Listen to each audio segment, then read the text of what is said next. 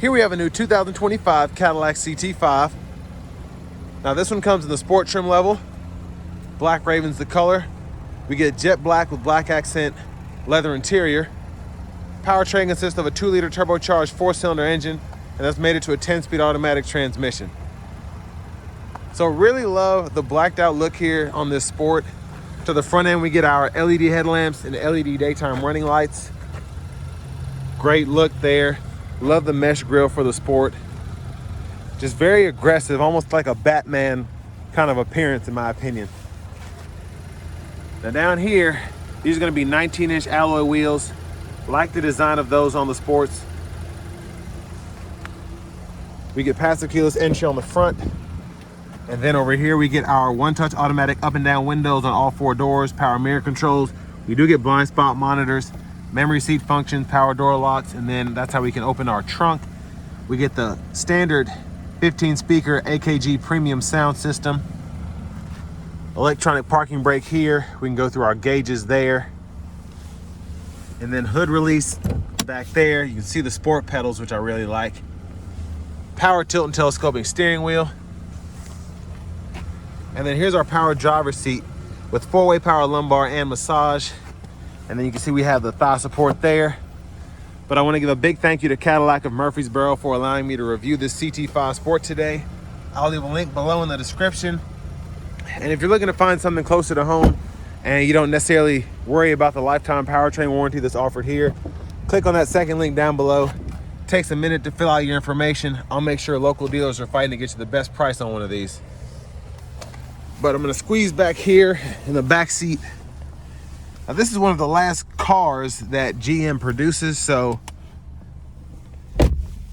not too much space back here with the seat up front adjusted for someone of my size, but not terrible. I'm 6'3". I'm pretty tall, have longer legs. My head, or at least my hair, is just barely brushing the headliner there, and you can see my legs are not all the way behind the seat, but not terrible. Your kids can still fit back here. You get seat back pockets on both sides, AC vents there, USB-C port, and then a 12-volt. There's a look at the front from back here. And there's a sunroof when the sunshades are up. And then our middle seat folds down. Bottle holders are there. Top tethers for the car seats if you ever need them are there. And then grab handle. LED reading lights throughout. Let's make our way towards the back. Gotta lift myself out of here.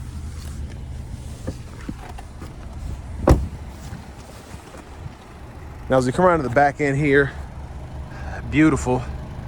And they did a great job when they did this slight refresh on the CT5. And it really does make a big difference, I think, compared to the outgoing model. Still get that dual exhaust there.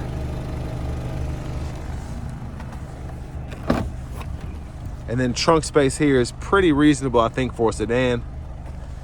Side pocket here, and then you have either an inflator kit or a spare underneath there, depending on how it's equipped.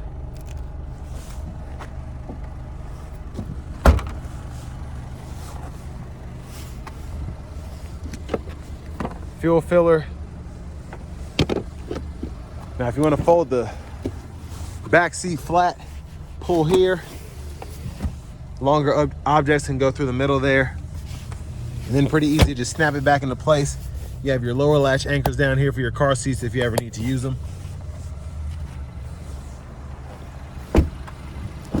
And then to our front passenger seat, same adjustability as the driver's side, including the thigh support. You get power, massage, and then 4-way power lumbar. Look at the trim there.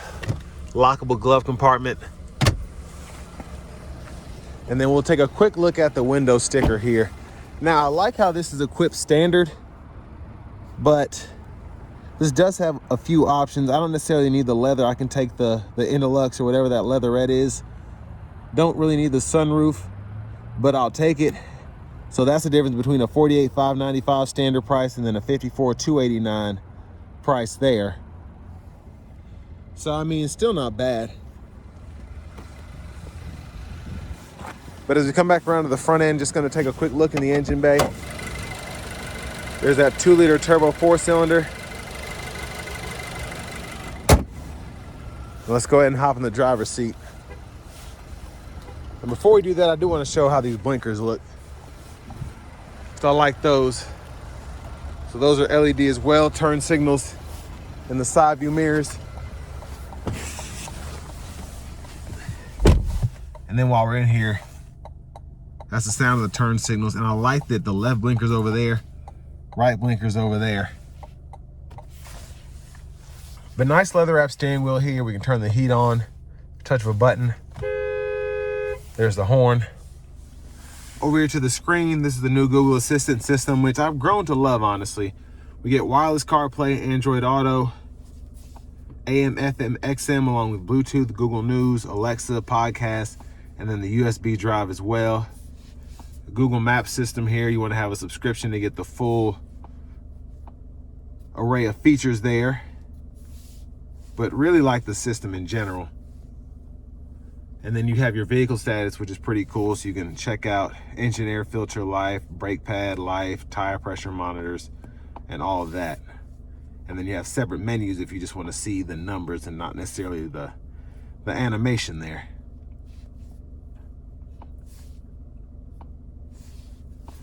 Now for the cameras, backup is there. You get the birds, or the top down view, excuse me. And then front camera's there. And then you also have the overhead and side views on each camera there. Ambient lighting can be set up. We get dual zone automatic climate control, so you can either activate it through the screen or you can use the knobs down here below. And then you can cut the whole system on or off there.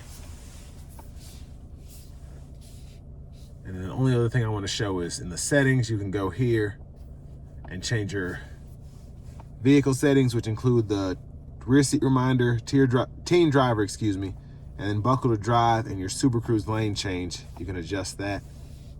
And then you can also go down to the system settings down here and adjust your language as well as your units of measurement.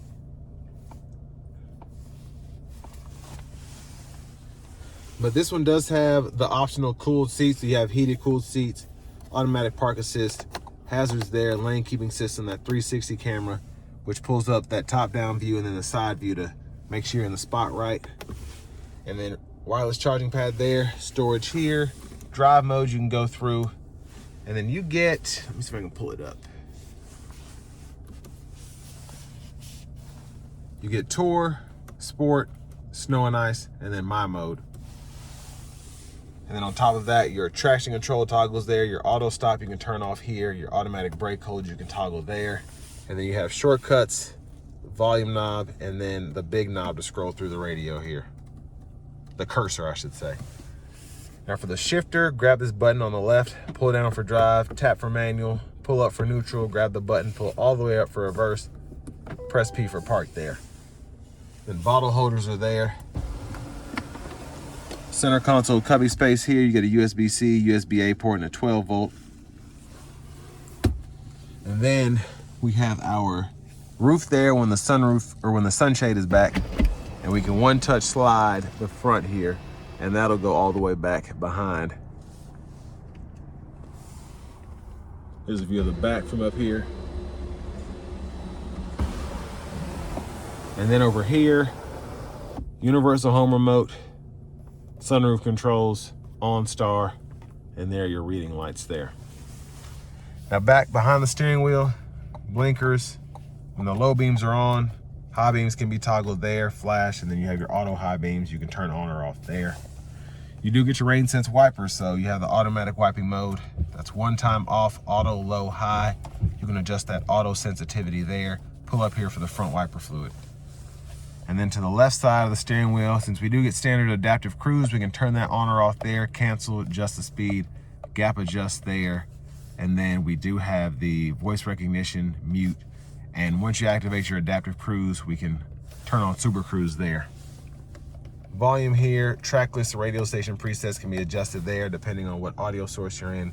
And then you can hit this to actually go through your audio sources with this scroll bar. And then you have a Bluetooth phone button there. You have paddle shifters behind the steering wheel, so when you're in that manual mode, you can use those. And then again, you can adjust your gauge cluster views here. So gauge, map, clean. Have those options there.